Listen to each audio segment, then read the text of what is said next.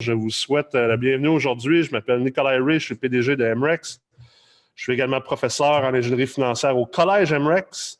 Vous allez remarquer de plus en plus, on parle de MREX et du Collège MREX parce qu'on s'apprête dans les prochaines semaines et mois à lancer nos premières phases de technologie en investissement immobilier.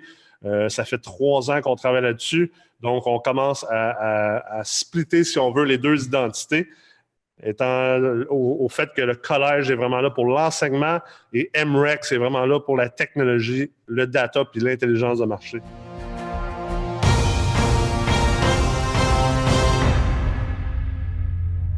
Alors aujourd'hui, j'ai mon grand ami Tommy Archambault, qui est président de Levier, agence immobilière, donc spécialisé en investissement immobilier multilogement.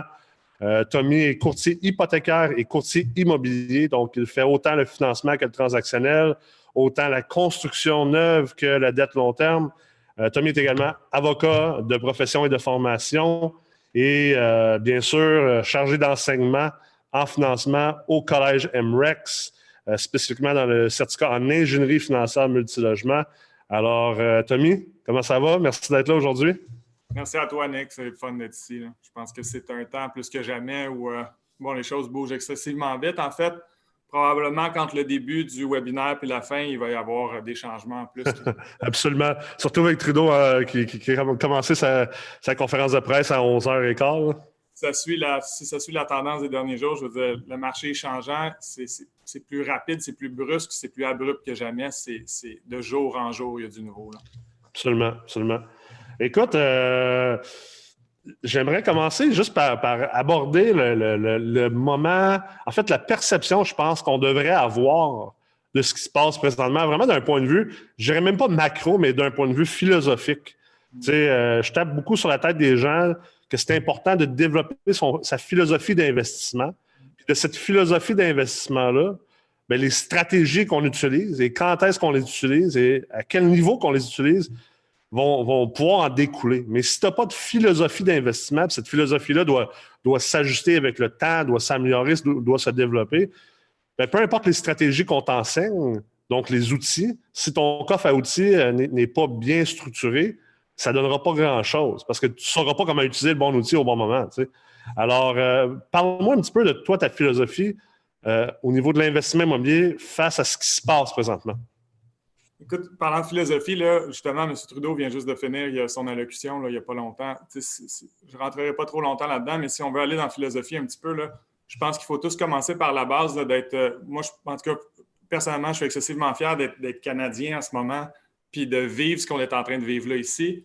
Justin Trudeau vient juste d'annoncer un aide pour tous les gens qui ont été mis à pied de 2 000 non imposables par mois. Ouais. Je ne sais pas si vous savez, mais si on fait un calcul rapidement, ça équivaut à peu près à un salaire de 35 000 par année après l'effet fiscal. Ouais. On est en train de donner un salaire de 35 000 par année à tout le monde qui a été mis à pied. Si je mets ça en amalgame avec le fait que le backdoor, avec le fédéral fait des ententes backdoor pour faire des assouplissements aux des institutions financières, les banques achats, pour permettre, comme tout le monde le sait, là, des assouplissements assez intenses au niveau hypothécaire, hein, du payment deferral de 3 à 6 mois. Mettez pour le fun le fait qu'on peut permettre à quelqu'un de ne pas payer son hypothèque jusqu'à 6 mois, puis qu'on lui donne à côté de ça un 35 000 de salaire annuel.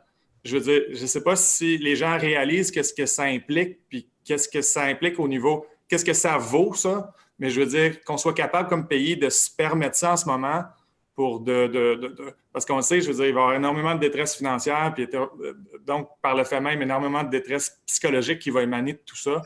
C'est l'aspect terrible de la chose. Mais je pense qu'ici, puis l'interventionniste étatique fait juste commencer, selon moi. Ensuite de ça, il va y avoir plein de mesures pour venir mousser l'économie quand on aura tourné le coin, puis ça repartira. Mais c'est quelque chose, puis je pense qu'on est privilégié de vivre ça ici. Là. C'est intéressant que tu en parles. C'est intéressant que tu en parles parce que, tu sais, pour les gens qui sont peut-être moins ferrés en économie, là, il y a deux sortes de stimulation gouvernementale qui existent. La stimulation, la politique finalement monétaire, puis la politique fiscale. Le monétaire étant, bien sûr, souvent ce qu'on appelle la banque centrale. Fait que la banque centrale a 2 outils au niveau monétaire, ultimement. C'est soit de baisser le taux directeur ou l'augmenter dans d'autres instances. Et le deuxième, c'est d'imprimer de l'argent, ce qu'on appelle l'assouplissement quantitatif. J'ai écrit un article là-dessus la semaine passée. et son lien avec l'immobilier, mais l'assouplissement lui permet à la banque ensuite d'acheter justement des obligations que des banques comme RBC, la TD détenaient pour donner de la liquidité finalement à ces banques-là, en espérant que cette liquidité trickle down à nous, les consommateurs, les investisseurs et tout ça.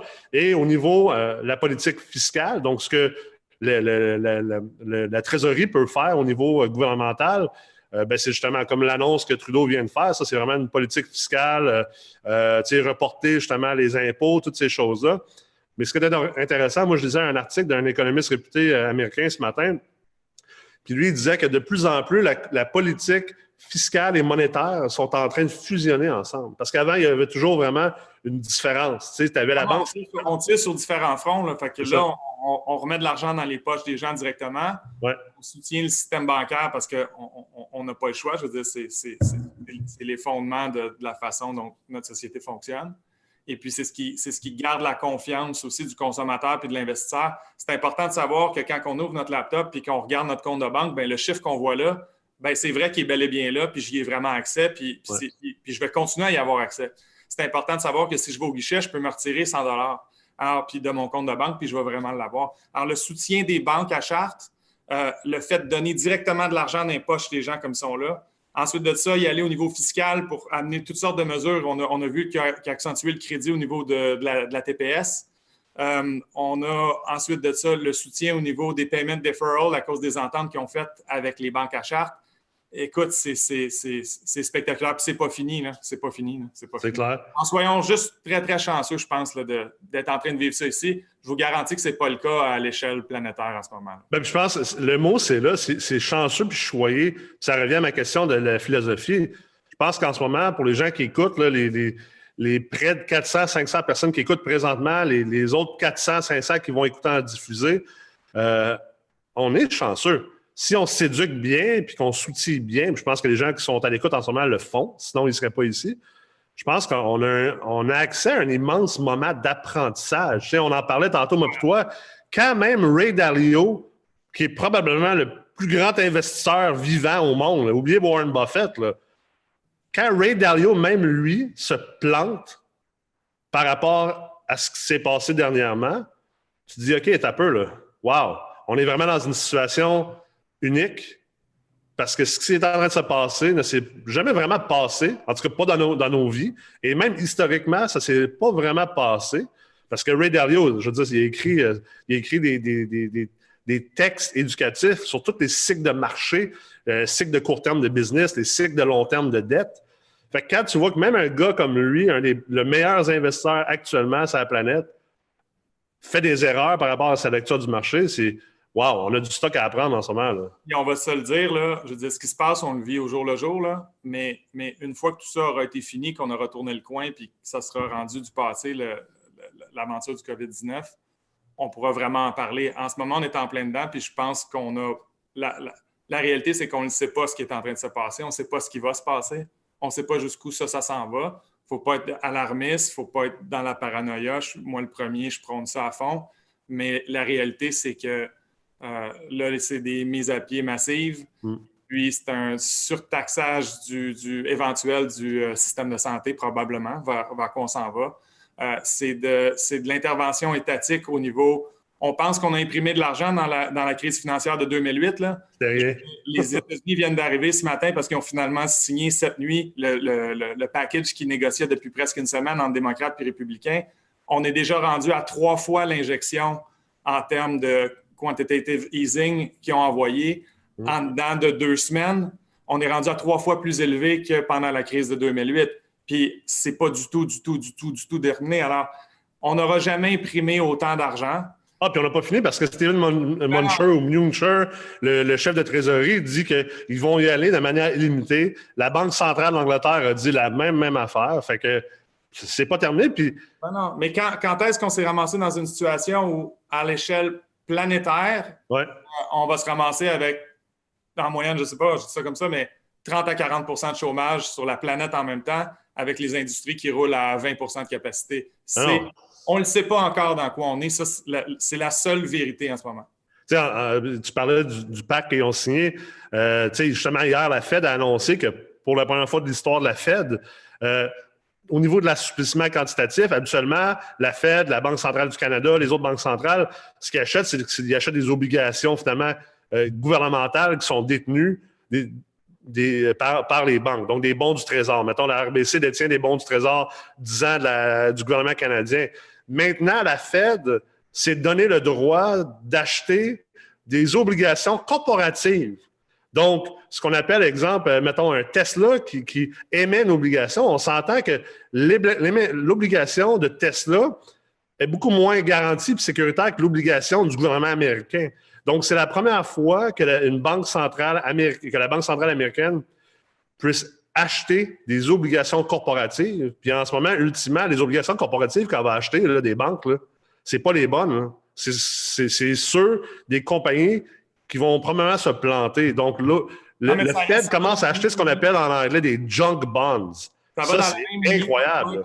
Dans le fond, c'est que les gouvernements en ce moment, ça revient à dire, je ne veux pas trop non plus perdre les gens et qu'on rentre dans du Advanced Corporate Finance. Là, c'est pas le. Il savait qu'elle allait avoir mal à la tête aujourd'hui. mais ce que ça veut dire, j'imagine, si on ramène ça au plus simple, c'est que les gouvernements vont faire une intervention ils vont aller jusqu'à... Il n'y a pas de limite jusqu'où ils vont aller pour tenter de s'assurer que une certaine liquidité est préservée dans le marché actuellement. C'est clair. Si on ramène ça à notre marché qui nous intéresse à nous autres, si je vais pour nous autres ici au Québec, puis notre business qui est le marché multirésidentiel, en ce moment, ce que ça crée, c'est justement beaucoup d'interventionnistes parce qu'on essaye de maintenir ça encore en santé. Ça l'est encore, mais ça devient excessivement complexe en ce moment. Ouais. Alors, tu voulais revenir au niveau philosophique, Nick, un petit peu au début. Je pense qu'on va revenir un petit peu old school dans le futur où que les relations vont redevenir excessivement importantes. La confiance que le banquier va avoir entre vous va être excessivement va être importante. Puis l'underwriting, puis la gestion de risque qu'on va faire quand on va analyser un nouveau prêt, un nouveau financement, va changer pour des années à venir. Là. Je vous donne juste un petit exemple. En ce moment, la mode, c'est d'appeler son banquier pour demander d'avoir des payment deferral. Un moratoire sur soit le moratoire sur les paiements hypothécaires mensuels. Ouais.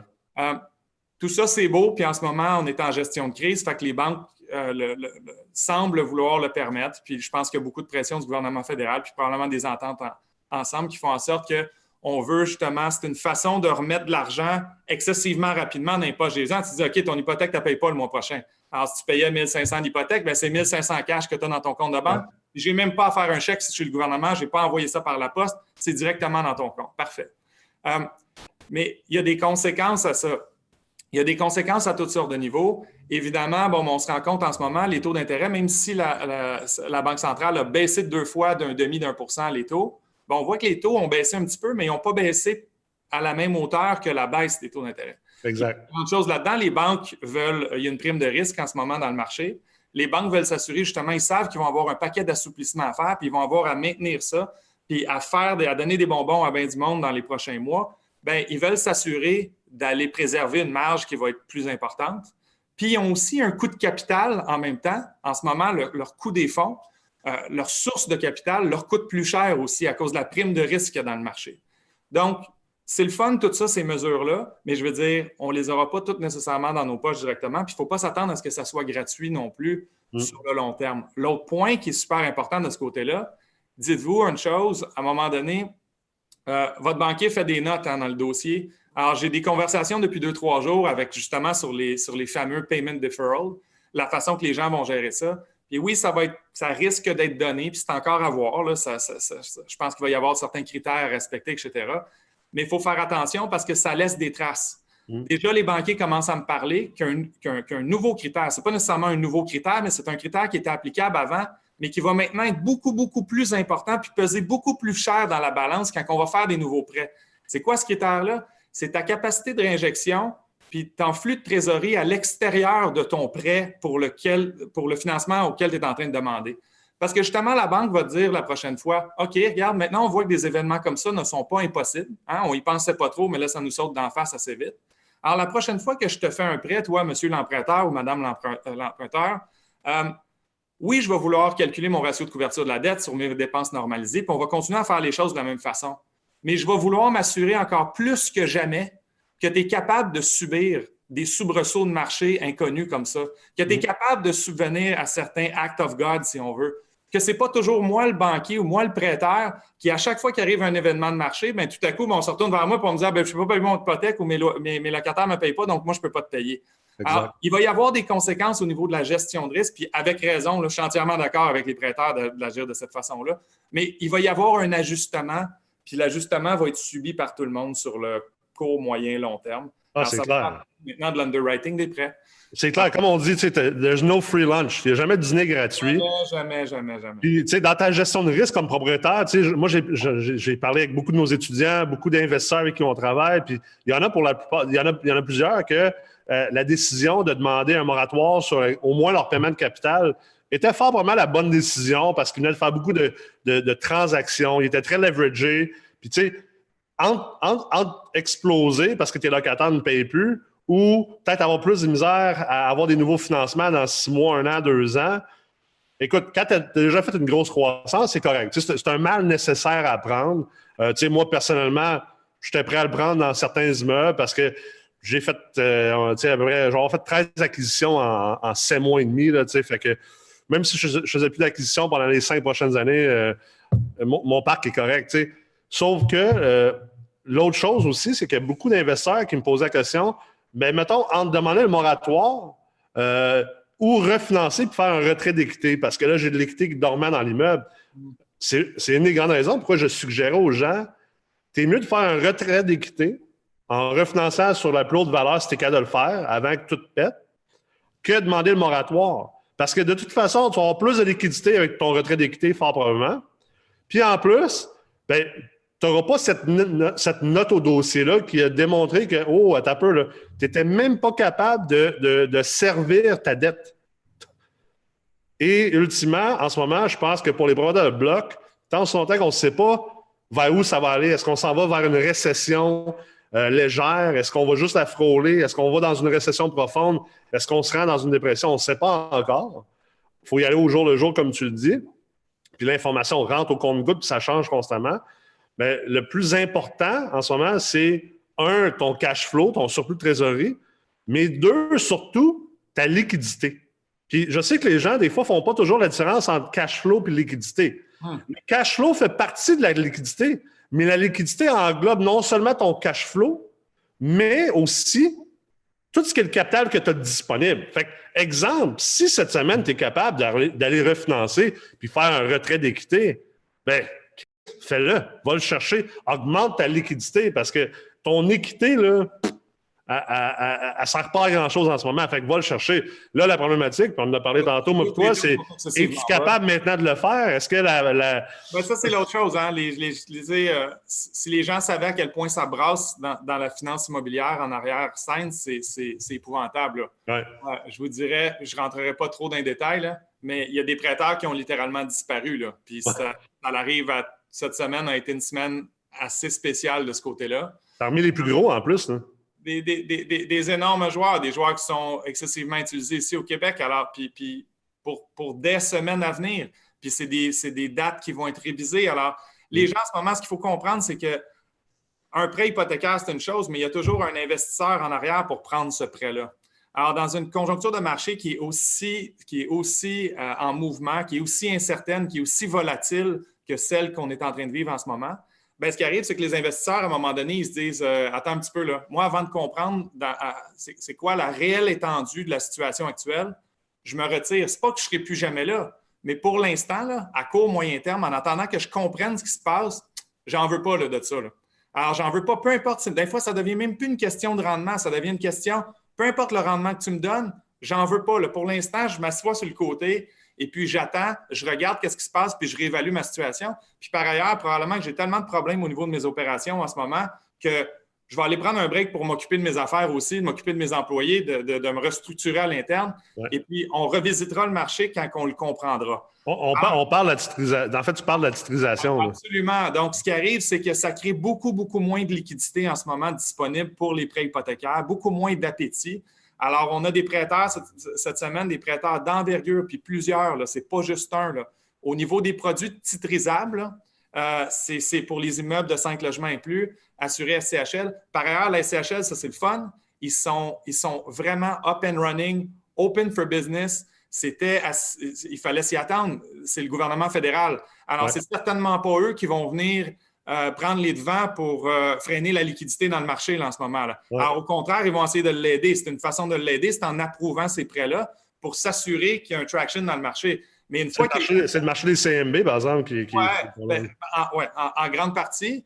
Mais c'est les GOC aussi, c'est le coût des fonds aussi. On peut, dépendamment de l'institution financière, utilise des sources de fonds différentes. Mais ce qu'il faut comprendre, c'est que ce n'est pas parce que la SCHL a dit « oui, c'est correct, on approuve les prêts, on les sort », ça prend quand même un prêteur qui est capable de le vendre à un investisseur par la suite.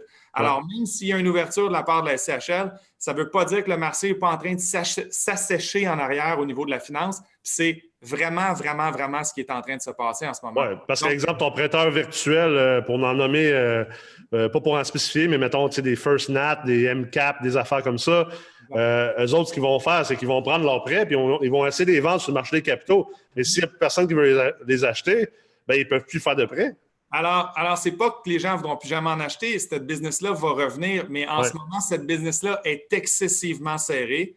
Ce qui arrive, c'est que ces prêteurs-là aussi vont tenter, vu qu'ils ont des capitaux limités avec lesquels ils peuvent manœuvrer, vont en ce moment plus tenter de servir leurs propres clients à l'interne ou certaines très bons collaborateurs qui ont, je me compte plus que jamais, chanceux, mais en même temps, sa chance, on la crée un petit peu, là, mais je suis excessivement content de la crédibilité puis des ententes et puis des partenariats que je suis allé créer avec ces genres de prêteurs-là. C'est dans les situations comme on a actuellement que justement, quand je parlais au début, la game de relation n'est clairement pas morte parce que dans ces temps-là où des fois on est capable de manœuvrer dans un marché qui est beaucoup plus serré. Personnellement, j'ai 100 millions de prêts à placer dans les prochaines 3 semaines. Puis honnêtement, je pense être en mesure de le placer au complet là, jusqu'à date d'aujourd'hui.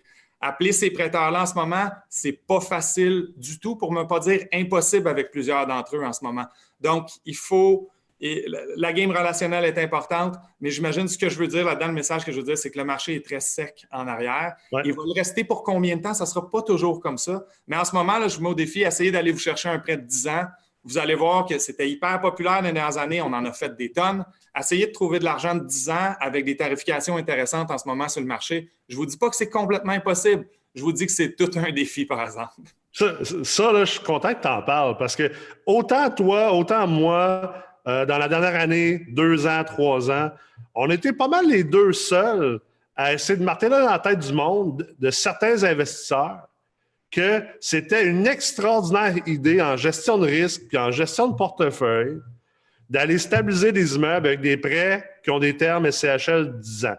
Puis là, différents acteurs de marché qui se disent experts ou whatever, là, qui disaient « Ouais, ça n'a pas de bon sens, t'es mieux d'aller avec du variable, avec des taux 1 an, 2 ans, des 5 ans, des choses comme ça. » Et là, ce que tu viens d'expliquer, là, ça prouve le point qu'on essayait de faire, moi et toi, depuis au moins 1 an et demi. Là. C'était une excellente idée de le faire. Encore là, en général, oui. Je vous dirais, par exemple, qu'à un moment donné, dépendamment du timing, parce que ça a été tellement volatile sur le marché des taux d'intérêt depuis 1 an et demi, je vous dirais, il y en a des fois, dépendamment d'où on a frappé pendant la courbe, il y en a que ça s'est avéré être excessivement bon. Il y en a, je vous dirais, quand on a gelé des taux, je pense à novembre, pas dernier, l'autre d'avant, quand on a pogné une pointe à un moment donné qui était plus élevé. Excessivement rapide. On a plein de prêts qu'on a fermés. Alors, bon, si on est fermé pour 10 ans dans ces périodes-là, c'est moins le fun. Malgré que moins le fun, je te dirais que le rendement qu'on avait établi puis avec lequel on était quand même content à l'époque, il est protégé pour les 9 prochaines années. Oui, c'est ça. Puis le trade-off, selon moi, il en vaut la chandelle quand tu es rendu là dans ta carrière parce que tu viens d'éliminer tout le risque de refinancement puis de recapitalisation pendant 9 ans de temps parce qu'on ne sait pas vers où s'en vont les taux. Là. Autant que ça se peut qu'il y ait une immense inflation qui va arriver dans les prochaines années, autant au niveau des obligations et des taux d'intérêt, autant ça se peut qu'il y ait une déflation des valeurs souvent qui suit cette inflation-là. Fait que, tu sais, la personne qui a gelé ce taux-là, même si c'était plus élevé puis qui n'a pas pogné vraiment le sweet spot du spread entre le 5 et le 10. Je veux dire, il n'y a personne qui a gelé un taux dans le dernier 3 ans puis qui peut être si triste que ça. Avec, en taux absolu, si on regarde ça historiquement, je veux dire, tous les taux depuis 3-4 ans ont été signés à des taux historiquement très bas. C'est clair. Donc, quand on voit les courbes arriver aussi basses qu'ils l'ont frappé de temps en temps, comme on est là, ben c'est sûr que c'est tout le temps triste quand on a fermé un prêt à 100%. Non, c'est sûr. Mais je veux dire, je pense qu'au niveau absolu, on protège notre investissement initial. C'est une belle façon de gérer son risque. Là, par exemple, avec les taux qui baissent, puis j'ai l'impression qu'on va travailler avec l'argent qu'on est en train d'imprimer, puis surtout l'économie dans laquelle on est en train de se mettre, honnêtement. On va travailler dans un environnement de taux d'intérêt excessivement bas pour, je veux dire, je peux pas voir la fin de ça. Imaginez tous les outils qu'on va avoir besoin de mettre en place pour repartir l'économie, pour faire en sorte que les gens recommencent, réatteignent à peu près le plein emploi où on était. C'est tellement dommage le timing. En même temps, peut-être que le timing était bon pour quelque chose comme ça arrive. La situation est excellente, puis notre bilan était bon, si on veut. Donc, c'est peut-être mieux. Imaginez si ça s'était arrivé en 2009, exemple. Ça aurait été, je veux dire, on ne peut même pas imaginer. Mais bon. C'est un point que beaucoup de gens vont peut-être faire l'erreur aussi rapidement de dire « Ah yes, c'est bon, ça, les taux vont rester bas. » J'en ai vu des chroniqueurs financiers dernièrement célébrer à quel point les taux commencent à être encore plus bas. Sauf que, là, on a parlé beaucoup dans les 10 dernières mesures d'assèchement de crédit. Donc, d'avoir accès à du crédit, c'est bien beau que les taux soient bas, mais es-tu capable d'avoir un prêt? Si tu es prêt à avoir un prêt et les taux sont plus bas, ben, tu n'es pas avantagé, tu n'es pas plus avancé. Puis là, l'affaire, c'est que en imprimant de l'argent comme qu'on fait de manière absolument phénoménale au niveau de l'assouplissement quantitatif, le quantitative easing, c'est juste le début. Au bas, déjà, l'argent de l'assouplissement quantitatif de 2008-2009, là, on en parlait, moi et toi, au dernier Forum des investisseurs immobiliers à Montréal. Déjà, cet argent-là n'avait pas encore été placé dans le marché 10 ans plus tard. Là, imaginez l'impact que ça va avoir, que là, on imprime à des montants beaucoup plus élevés qu'en 2008. Ce qui va arriver, c'est que, en fait, ce qui risque d'arriver, c'est que tout cet argent-là, éventuellement, elle va chercher du yield, elle va chercher du rendement. Fait que là, ça va être encore plus une game, comme on en parlait beaucoup depuis dernièrement, mon petit toi, de l'investisseur moyen. Il faut vraiment que tu deviennes sophistiqué parce qu'il y a encore plus de capital institutionnel qui va vouloir compétitionner contre toi pour avoir des blocs appartements. Écoutez, historiquement, il y a toujours eu le multirésidentiel, si on le regarde d'un point de vue institutionnel, puis j'étais encore avec des gens de l'institutionnel de Toronto jusqu'à 10 heures hier soir parce que c'est la panique partout. Hein, là, fait qu'on se parle de partout, puis on essaie de comprendre tout le monde ensemble comment se positionner pour la suite des choses. Puis on a raccroché en disant que plus que jamais, puis ça, j'y crois, c'est pas parce que je prêche pas pour ma paroisse puis pour ma classe d'actifs dans laquelle je travaille, mais l'immobilier multirésidentiel risque d'être la classe d'actifs pour selon moi, les 10, 15, 20 prochaines années. Ouais. Pourquoi? On va travailler dans un environnement, dans un premier temps, on va travailler dans un environnement de taux d'intérêt excessivement bas pour moyen, long terme, mais appelons ça beaucoup plus dans le long et long terme probablement. Deuxièmement, imaginez l'inflation éventuellement, que toute cette impression d'argent-là massive qui se fait de façon planétaire en ce moment. C'est pas juste ici qu'il y a du QE. Là. Alors, l'impression massive de fonds qui est en train de se faire à travers la planète, OK? À un moment donné, il va falloir qu'elle aille se positionner en quelque part.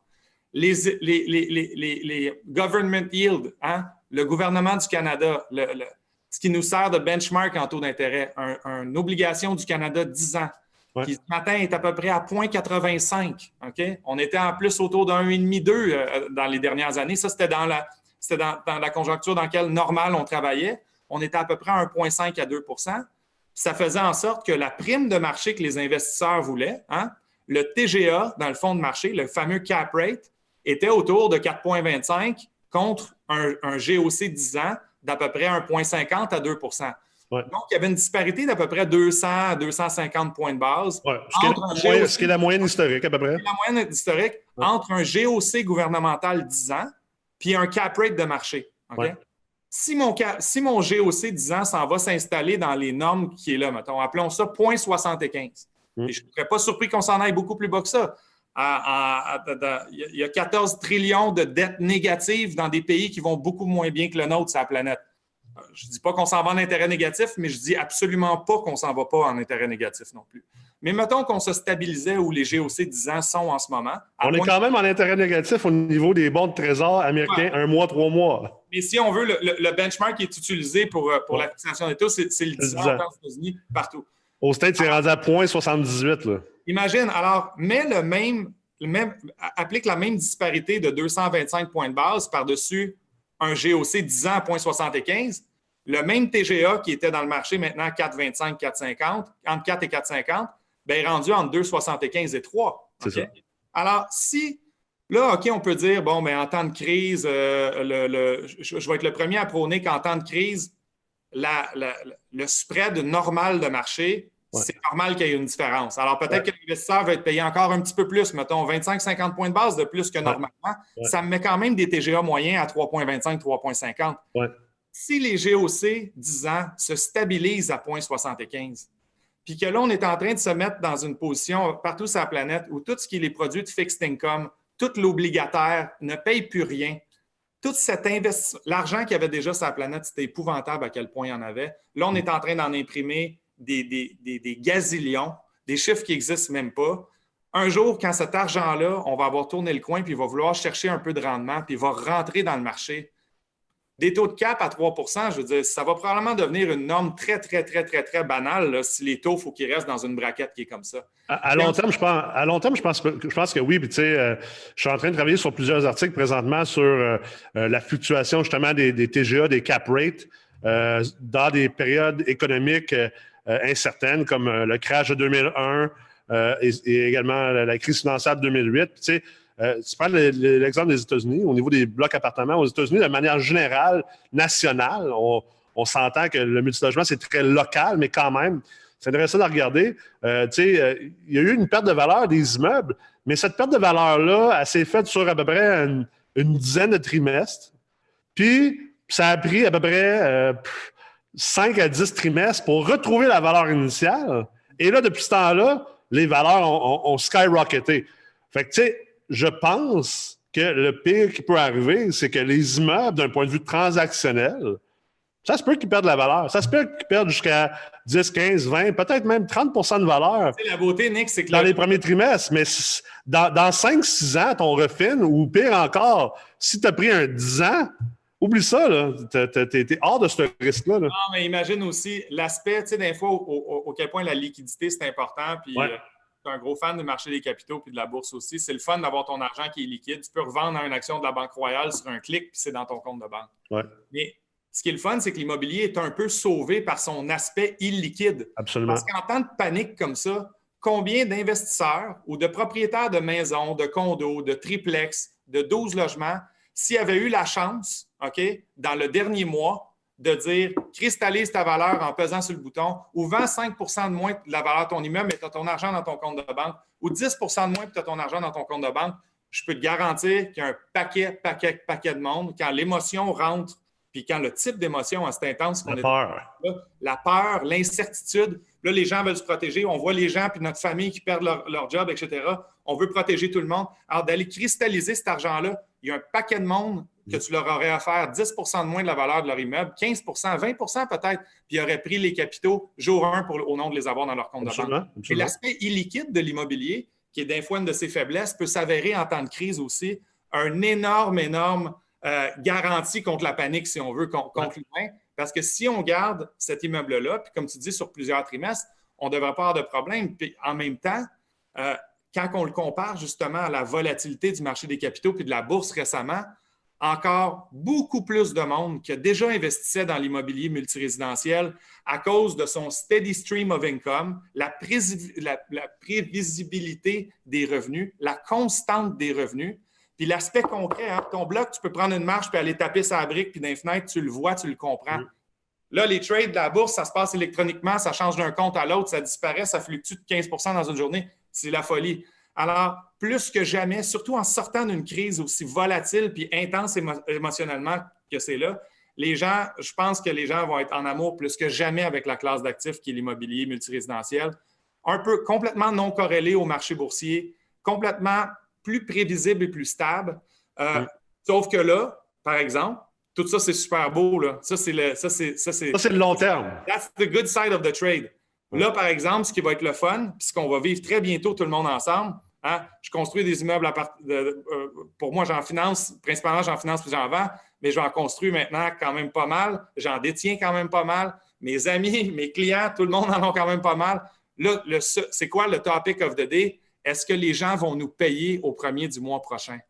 Mais là, j'appelle aux gens, je pense qu'il faut faire un certain appel au calme. Là. Je veux dire, à un moment donné, je veux dire, il va y avoir une panique, puis là, les gens commencent à perdre leur job. Les gens sont mis à pied. Il y a des gens qui vont vouloir profiter de ça. Hein? Il y a des gens qui seraient très capables de payer leur loyer le mois prochain, qui vont essayer de ne pas le payer. Mais il y a aussi plein de monde avec plein de bon sens qui sont excessivement responsables, que leur plus grand désir, c'est de payer leur loyer, veulent payer leur loyer, trouvent ça important. C'est des citoyens responsables. Là, je ne parle pas là, de ceux... Je ne suis pas en train de dire que les gens qui ne paieront pas le mois prochain sont nécessairement pas responsables. C'est épouvantable ce qui est en train de se passer en ce moment au Québec puis à l'échelle planétaire. Personne ne peut le prévoir, c'est sûr. Je suis excessivement touché dans ma famille très proche. Alors, des gens qui perdent leur emploi parce qu'il y a des mises à pied, parce que les business ne peuvent juste pas opérer. Puis les gens, c'est sûr que l'épargne n'est pas énorme pour la moyenne des gens, est très peu disponible. Donc, ça se peut aussi d'avoir des problèmes financiers. Il y en a plein, puis il va en avoir plein, puis c'est normal. Okay? La vie coûte cher. Je connais des gens excessivement disciplinés, honnêtes, qui vont avoir beaucoup, beaucoup de misère à payer leur loyer le 1er du mois, malgré que là, on a plein de belles mesures qui sont établies par nos gouvernements. Mais ce que je veux dire, c'est que c'est pas parce mettons qu'on était plus mal payé, parce qu'il va y avoir énormément de mauvaises créances là, dans les prochains mois. Ouais. C'est certain, OK? Mais c'est pas quelque chose qui va durer pour toujours. Votre immeuble, là, je fais des amortissements de 30 ans, 35 ans, 40 ans. Là. Le soubresaut, là, quand on va le regarder sur un graphique historique, là, ce qui se passe en ce moment, là, c'est quelque chose qui va durer quoi? 1 mois, 3 mois, 12 mois, 18 mois? Je ne le sais pas. Mais ce que je sais, c'est que je suis assez certain que ça ne durera pas 8 ans non plus, par exemple. Okay? Si tu détiens un immeuble pendant 30 ans, puis que tu me dis que tu vas avoir maintenu un taux de vacances moyen de 4 tout au long de ta vie d'investisseur, parce qu'en réalité, tu étais à 1,5, 2 toute ta vie, mais à un moment donné, tu as été à 15 pendant le COVID-19, pendant 14 mois, bien, je veux dire, le business case se tient encore beaucoup. Fait qu'il ne faut pas paniquer. Je pense qu'il faut tenir la ligne dure. Les gens doivent payer leur loyer, comme on se doit comme propriétaire de payer nos hypothèques. Hein. Il faut que le système, il faut qu'on participe à ce que le système continue de tourner et qu'il n'y ait pas trop de sable dans l'engrenage. Mais peu importe que les gens payent moins leur hypothèque, payent moins leur loyer, c'est quelque chose qui va être relativement à court terme, je crois, je l'espère, je nous le souhaite tous en tout cas. Fait que, du moment où que les gens nous payent, puis qu'on détient notre immeuble sur longtemps, qu'on travaille dans une conjoncture de taux d'intérêt excessivement basse pour les années à venir, et puis qu'il y a une inflation assez facilement prévisible par la quantité astronomique d'argent qu'on est en train de pomper dans le système, je trouve que, encore là, je reviens à ce que j'avais commencé, the asset class of the next 10, 15, 20 years va être les blocs appartements. Je ne vois pas une classe d'actifs qui arrive à avoir autant de ces attributs positifs-là pour les 2 prochaines décennies. On le voit en ce moment, le rendement des obligations qui n'arrête pas de descendre. Le rendement des obligations est corrélé inversement avec le prix des obligations, c'est-à-dire que plus que le rendement est bas, plus que l'obligation coûte cher. Pourquoi? Parce qu'il y a plus de monde qui veulent l'acheter.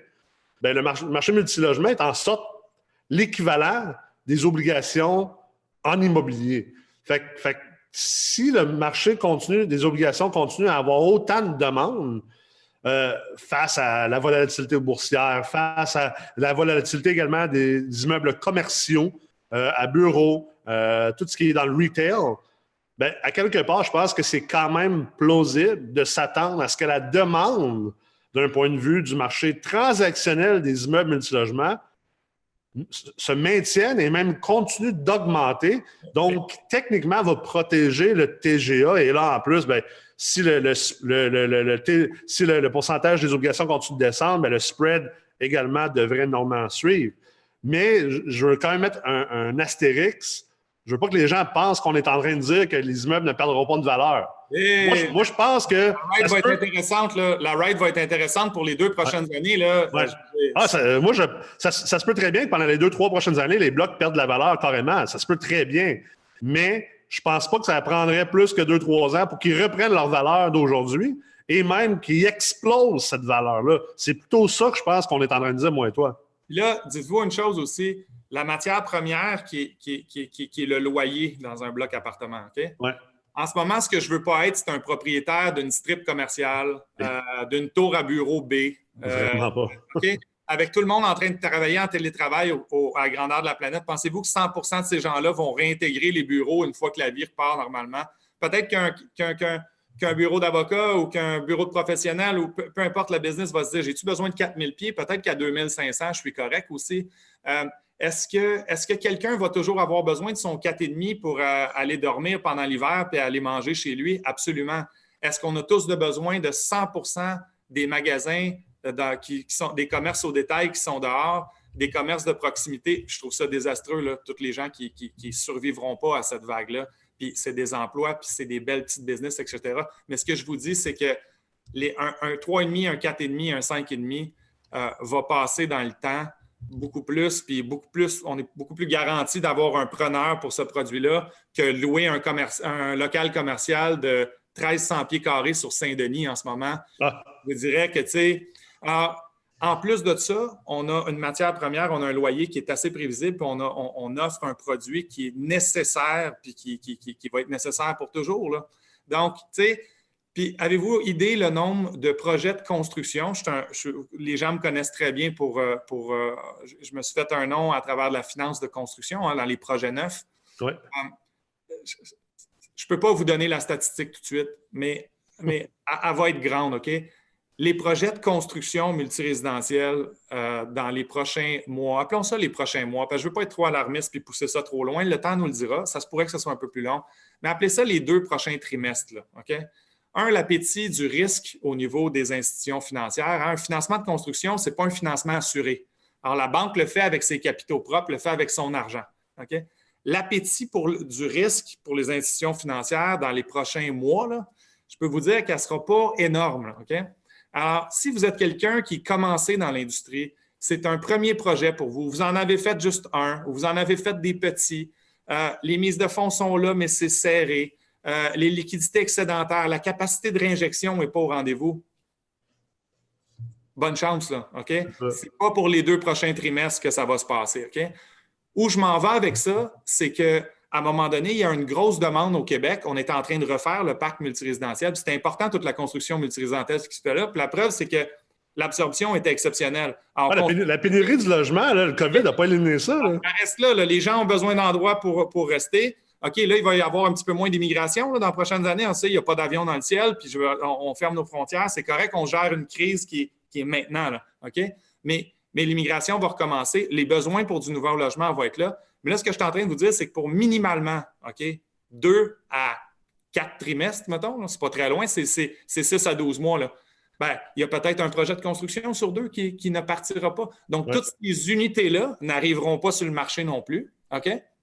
Alors, à un moment donné, il y a une question de supply aussi. On va avoir un problème de supply. Si on freine ces constructions-là, où il y en a moins qui partent, bien, je pense que ce n'est pas un problème de vacances qu'on va avoir dans les prochaines années, dans les prochains mois, en tout cas au moins. Ça va plus être un problème de mauvaise créance, mais ça ne sera pas de la vacance qu'on va avoir comme problème. Alors, le jour, c'est le fun quand tu as de la vacance, c'est un beaucoup plus gros problème. Beaucoup plus gros problème. Moi, si mon building il est plein, mais que c'est juste que pendant 3, 4, 6 mois, mon client n'est pas capable de me payer, c'est vraiment pas... Il va recommencer à me payer quand il recommence à travailler et que sa situation se stabilise. Si mon building est vide parce que je n'ai pas de clients, bien, qui travaille ou qui ne travaille pas, j'y est vide le logement. Alors, j'ai l'impression que la question de supply, la vacance, on n'aura pas trop de problèmes. Nos immeubles vont être pleins. Alors, c'est important d'avoir de tenir la ligne dure, je pense, avec les locataires sur les loyers parce que c'est important.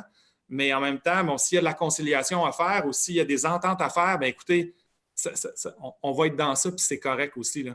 Mais je pense que sur le moyen terme, je veux dire, on va en sortir de ça. Il va y avoir eu moins de supply, les immeubles vont être pleins, puis le business case pour en produire encore plus va être toujours au rendez-vous. Voulez-vous même que je m'avance un petit peu sur une prévision économique? Je suis un gros fan du Canada, je l'ai tout le temps été. Je le suis encore plus que jamais en sortant de cette crise-là. Pourquoi? Parce que les moments de crise font bien paraître et moins bien paraître les gens. Okay? Mettre la lumière sur la gestion de crise que les entreprises vont faire, qu'est-ce qu'on va faire comme individu, mais ce que les États vont faire aussi. Je pense que le Canada, puis le Québec dans le Canada, je trouve ça fantastique ce que le gouvernement provincial aussi fait ici. Je trouve ça merveilleux à date, là, la gestion, son présent, puis etc. Mais je pense qu'on va sortir de ça en étant un des modèles de gestion de crise, en ayant été un des modèles de gestion de crise, en maintenant la sécurité des gens, la sécurité financière, mais la sécurité dans les rues aussi, la sécurité au sens réel du terme sécurité. Puis je pense que déjà, le Canada, le monde s'ouvrait, on était beaucoup ouvert sur le monde, puis le monde était de plus en plus ouvert sur nous. Les gens venaient investir ici, aimaient venir investir ici pour toutes les raisons qu'on connaît. Je pense que ces raisons-là vont être encore plus amplifiées parce que c'est dans une crise qu'on voit comment que les pays prennent soin de leurs gens, à quel point le système bancaire et financier va encore, je pense, sortir de ça en prouvant qu'il est un des meilleurs au monde, si pas le meilleur au monde, absolument, que la sécurité va avoir été maintenue, puis qu'on va avoir, si on se donne une cote puis une note globale de gestion de crise, on va finir vraiment, vraiment, vraiment en haut de la liste. Là. Ça, c'est clair. Donc, je pense même que plus tard, l'immigration, quand les frontières vont réouvrir, on va encore être plus un hot market, on va être encore plus à l'échelle internationale, un endroit où, hey, tu sais quoi, au Canada, là, c'est ça la place. C'est là qu'il faut être. C'est là que je veux avoir des capitaux de parquet. C'est peut-être même là que je veux vivre. Absolument. Là, c'est tough ce qu'on vit là. C'est tough ce qu'on vit là. Mais on va tourner le coin de ça, puis ça va être sensationnel pour ici, pour notre pays, pour la business. Il faut juste passer cette période-là. Absolument. Je pense que il y a deux choses là-dedans importantes à saisir pour les gens. Comme tu disais, si tu t'en vas construire ton premier 8 logements d'un matin, tu n'en as jamais construit, peut-être il va falloir que tu repenses à tes affaires parce que ça va être difficile de te financer. Si tu t'en vas construire 14 puis tu as déjà construit 6 logements également, ça risque d'être difficile. Je pense aussi l'autre point qui est intéressant, puis je pense que les gens oublient ça. T'sais, nous, en ingénierie financière, une grande partie de l'ingénierie financière qu'on enseigne dans le certificat, avec toi, avec Philippe Foisy, avec moi, c'est la notion de gestion de risque. C'est drôle parce que dans les dernières années, on t'appelle sur le coup de gestion de risque. C'est pas très sexy dans un marché haussier. T'sais, la vérité, c'est que le monde aime mieux parler de profit, puis d'augmenter les rendements, puis de l'optimiser, puis blablabla. Mais la gestion de risque demeure très importante. Puis la manière comme j'essaie de la traduire aujourd'hui, c'est que es-tu vraiment en train, est-ce que tu t'es tellement mal leveragé puis mal géré ton risque comme propriétaire de bloc que tu es en train de me dire que même si tu as une mauvaise créance de 100% de ton immeuble pendant le prochain mois, 3 mois, ou sais-tu quoi? 6 à 9 mois, là, que tu n'es pas capable de supporter ça. Moi, à chaque immeuble que j'achète, j'ai une marge de crédit qui est 10% du prêt hypothécaire. J'achète un bloc, j'ai 500 000 d'hypothèque dessus, j'ai une marge de 50. Quand tu commences à regarder les revenus bruts de ton immeuble avec les dépenses, juste avec ma marge de crédit, je suis capable de survivre à peu près à 8 mois à zéro revenu, OK? Zéro revenu en payant toutes mes dépenses, OK? Ma service de la dette, hydro, taxes municipales, scolaires, tout le kit, là. Et là, on s'entend qu'en ce moment, mais même Hydro sont prêts à reporter des paiements. Les villes, ils sont prêts à reporter des paiements sur les taxes et tout ça. Fait que tu n'as même pas 100% de dépenses à payer. Non. OK? Ça, c'est une chose. Deuxième chose, le 500 000 d'hypothèques que j'ai eu, que ce soit de Desjardins, de First Nat, de whatever, je l'ai sur une base que, techniquement, mes excédents d'exploitation avant mon service de la dette sont de 15 à 30% supérieurs que ma service de la dette. OK? Donc, mes revenus moins mes dépenses, c'est 15 à 30% supérieur que ce que mon hypothèque me coûte. Fait que techniquement, on est supposé déjà d'avoir du jeu à ce moment-là. Là. Tu devrais déjà être capable de supporter une mauvaise créance de 15 à 30% inattendue. OK? Mais le problème que je vois, c'est que tout le monde voulait se mettre millionnaire du jour au lendemain.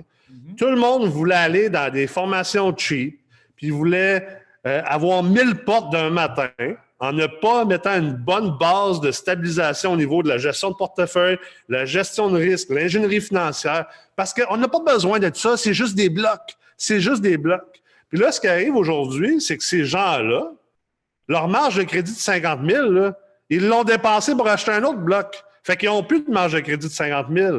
Puis, ils ont fait des petites crossettes dans leurs analyses. Puis, au final, oui, ils ont réussi à aller chercher un prêt supplémentaire, un prêt plus gros parce qu'ils ont doctoré un peu leur ratio de couverture de dette avec justement des techniques de subvention du vendeur, ces affaires-là. Fait qu'en réalité, ils n'ont pas de jeu au niveau de leur cash flow, puis ils ont mangé leur marge.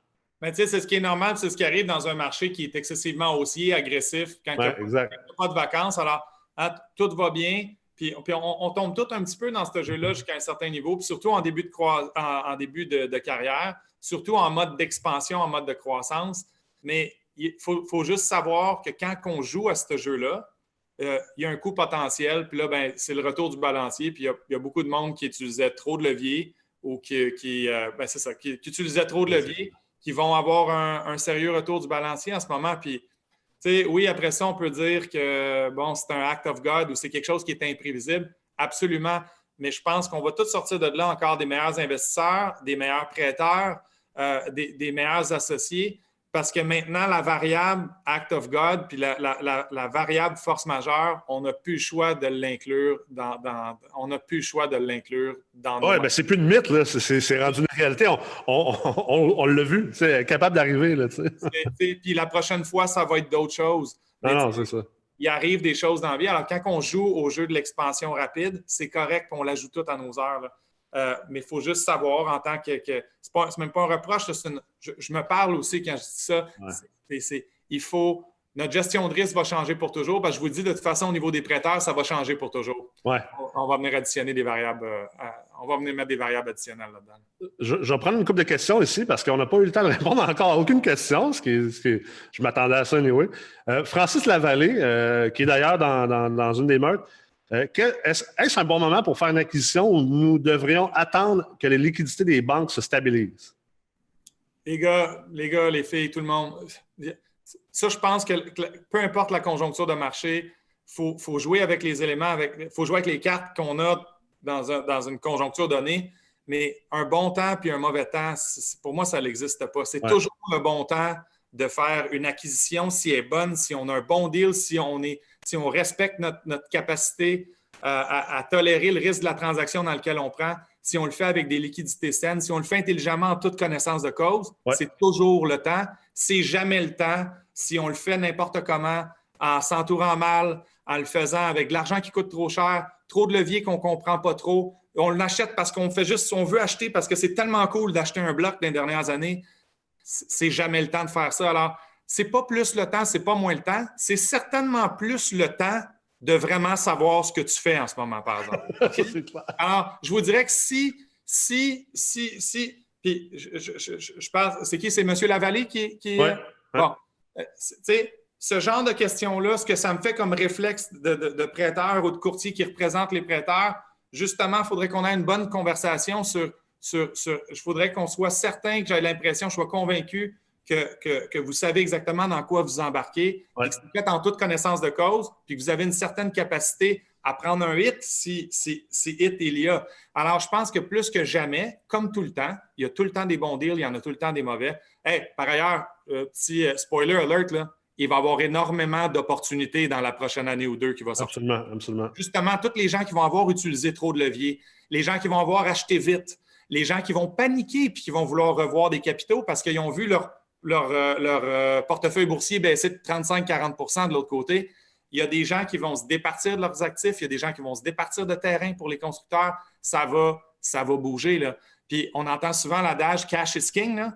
Les gens qui sont liquides puis qui ont accès à des capitaux, là, ben, c'est le temps là, de commencer à regarder parce que ça va commencer à sortir d'un petit peu partout là, dans les prochaines semaines, mois, puis ça va être comme ça pour un certain temps. C'est normal, la conjoncture est serrée puis les gens vont avoir de la misère. Il va y avoir des opportunités. Soyez patients. En attendant, éduquez-vous, restez calme.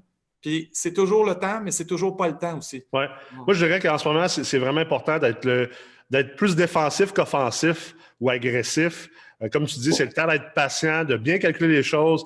Moi, pour ma part, autant je suggère que je le fais personnellement, de continuer à acheter. Par contre, de réviser les projections que vous faites dans vos modèles d'analyse de cash flow, vos modèles d'analyse de projection de croissance des revenus, qu'est-ce que vous mettez comme taux de vacances, mauvaise créance. Moi, je suis en train de réviser toutes ces choses-là. Je vous suggère de faire ces révisions-là. Et peut-être que si vous êtes dans une acquisition présentement, elle est peut-être à renégocier. Il y a peut-être des acquisitions que tu voulais faire, peut-être que tu ne les feras pas, parce que justement, tu ne veux pas trop t'étirer au niveau de c'est quoi les liquidités que tu as. Si tu as 200 000 de mise de fonds présentement, bien, peut-être au lieu d'aller acheter quelque chose qui te prend 200 000 de mise de fonds, va donc acheter quelque chose qui t'en prend 100 ou 75. Ou embarque un chum avec toi qui veut mettre l'autre 75, l'autre 100. Gardez-vous encore un peu de liquidité. Gardez des liquidités parce que à moins que ce soit le deal du siècle, encore une fois, si vous avez l'impression de payer 65 sous dans la pièce pour un immeuble et vous voulez sauter là-dessus, c'est une autre façon de voir. Mais puis, il faut penser à la stratégie long terme aussi, hein, parce que quand on achète, bon, c'est le financement qui run le show. Ce n'est pas encore le cas, mais j'ai l'impression que dans les proformas qu'on va avoir à faire éventuellement, puis les banques puis la SCHL vont éventuellement s'ajuster s'il y a lieu de le faire, mais je pense vraiment qu'il va y avoir lieu de le faire. Je ne pense plus qu'on va travailler avec des proformas avec 3 % de vacances mauvaise créance dans nos proformas. Non. Avec des TGA qui sont aussi serrés que ceux avec lesquels on travaille en ce moment, bien, faites juste rajouter 2, 3, 4, 5 % de mauvaise créance dans votre proforma appliqué sur un TGA à 4,5 %. Ça change un modèle pas à peu près. Mais ça... Alors, on perd littéralement 3, 4, 5, 6, 10 % de revenus bruts d'opération, bien, appliqué sur mon même TGA qui, en même temps, pendant ce temps-là, pendant la tumulte, va probablement même avoir les TGA vont avoir une pression à la hausse juste parce que les gens vont tellement être incertains que sur le court moyen terme, les gens vont-ils vouloir payer des TGA de 4 écarts?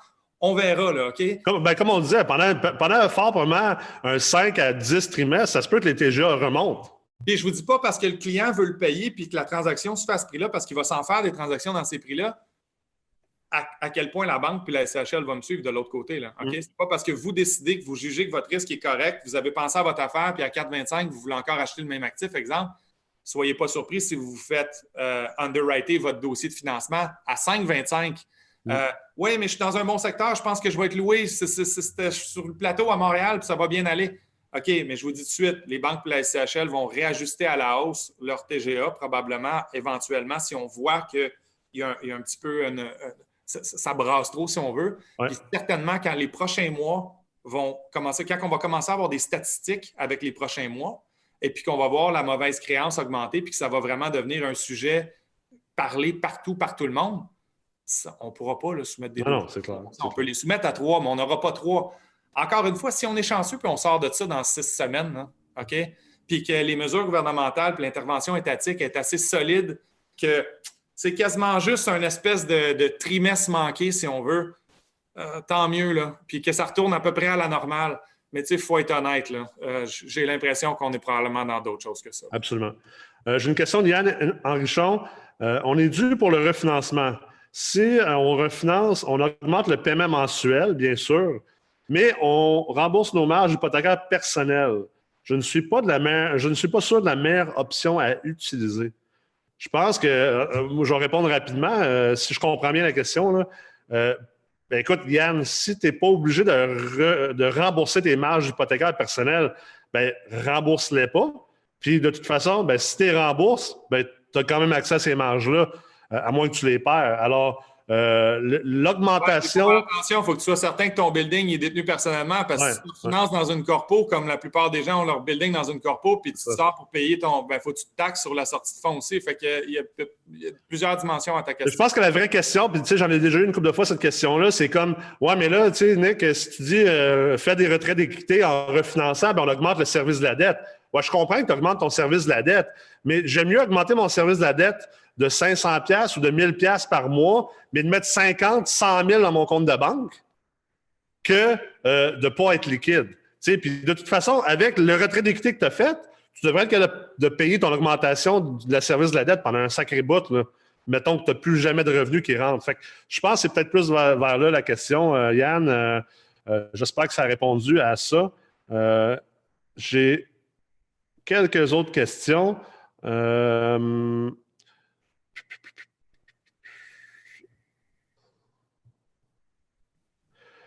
Justin Kameni demande est-ce que je peux convertir mon prêt conventionnel en prêt SCHL pour le moment? Bien, c'est toujours quelque chose qu'on peut faire. Alors, si votre prêt est conventionnel puis vous voulez vous assurer un immeuble SCHL, on peut toujours le faire. Ça, on peut le faire en tout temps, sans problème. Ça, il n'y a pas de changement de ce côté-là. OK. Puis, sa deuxième question, c'est quoi les délais qu'il faudrait s'attendre pour être capable de faire ça? Les délais sont changeants. Là. Les délais étaient beaucoup plus longs dans les dernières semaines, mois. La SCHL semble s'être bien réajustée. Là. Récemment, on a quand même des résultats qui sont intéressants. Là. On est capable d'aller chercher des attestations beaucoup plus vite, mais il faut compter quelques semaines là, pour aller chercher une attestation, c'est certain. Ouais. Une autre question, c'est parlant de construction neuve, je ne sais pas si je vais continuer ou pas. J'avais un projet de 8 logements pour septembre 2020. Qu'est-ce que vous pensez d'entamer la construction d'un immeuble présentement dans le contexte actuel? C'est toi qui vas me le dire. Je ne sais pas. Je ne sais pas. Est-ce que tu es dans un marché où tu es convaincu que tu peux contrôler tes coûts assez bien? Est-ce que ton financement est en place?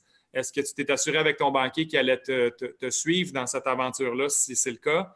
Alors, as-tu même accès à du crédit de financement justement pour monter ça? Si oui, es-tu dans un secteur où tu es convaincu que selon ton proforma puis ta liste des revenus que tu t'es établi, tu allais pouvoir performer assez bien? Donc, est-ce que tu penses que tu vas louer ça?